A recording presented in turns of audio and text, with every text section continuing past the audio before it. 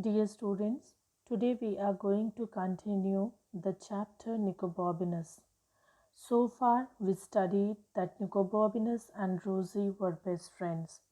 One day, Rosie suggested Nicobobinus to discover the land of dragons.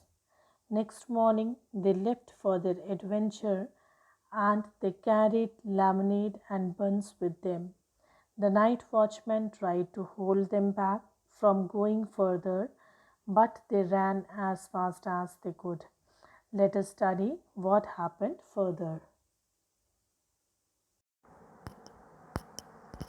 And they didn't stop running until they had crossed three bridges and tripped over a dog that was lying asleep under a garden wall.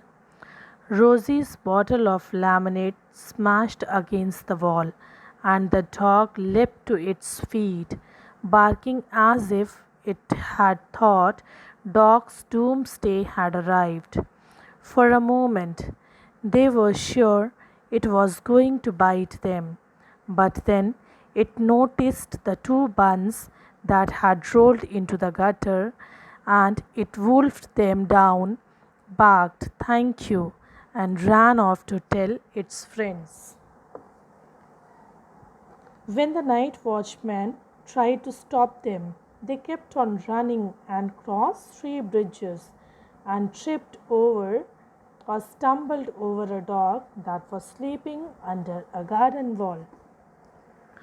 Bottle of lemonade was broken and the dog jumped up and started barking in such a way as it was dog's doomsday. Doomsday means the last day of the world. The dog thought that it was the last day of the dogs. Rosie and Nicobobinus thought that it was going to bite them. But the dog noticed the two buns that had rolled into the gutter and dog wolfed them down. Wolf down means ate greedily. It ate the buns and barked to thank them and ran away to tell its friends. We are not going to get far without supplies, said Rosie gloomily. I wonder if I could pick a few of those, said Nicobobinus, gazing up at an apple tree on the other side of the garden wall. Of course you can, said Rosie. Stand on my shoulders. Rosie gloomily means sadly said to Nicobobinus that they cannot travel without food. Nicobobinus noticed an apple tree and thought to pluck some apples. Rosie also encouraged Nicobobinus that he could do this. So Nicobobinus stood on Rosie's shoulders and climbed onto the wall. But the tree was further away than he thought, and as he reached out, he lost his balance and fell with a crash down into the most magnificent garden he had ever been in. After climbing on the garden wall, he tried to pluck the apples, but he lost the balance as he as the tree was little far. Accidentally, he fell into the garden.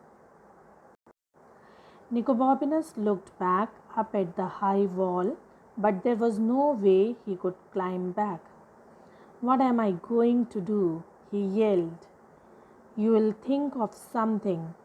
Rosie yelled back, crossing her fingers very hard. Nicobobinus looked everywhere, but there was no way to come out of the garden. He shouted and asked himself what he was going to do now. Rosie also shouted and told him that he will be able to find some or the other way to come out of the garden wall. Oi, said a voice behind Nicobobinus. Nicobobinus didn't stop to look who it was. He ran straight into a tree. Got you, said the voice, and Nicobobinus felt 5 thick fingers on his neck. Ow, said Nicobobinus.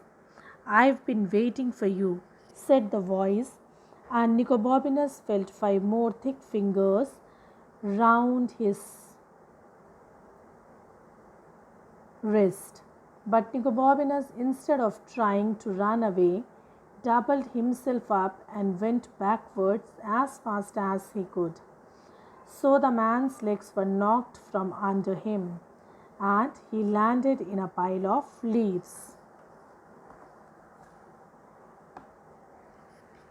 There was somebody in the garden who noticed Nicobobinus and called him.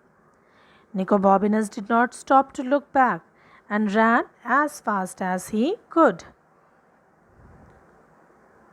The next moment, Nicobobinus was caught. He felt 5 thick fingers on his neck. The man again said that he had been waiting for him, and Nicobobinus felt 5 more thick fingers on his wrist. This time, Nicobobinus did not try to run away, but he doubled himself, means he bent or folded himself backward. So the man's legs were hit and he had fallen in the pile of leaves. Are you all right? Called Rosie, but she didn't hear any reply except for the man who growled. Just you wait, both of you. Oh dear, said Rosie, sounds like trouble. And she was right.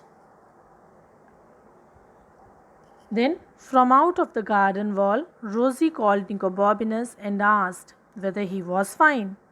But she did not get any reply.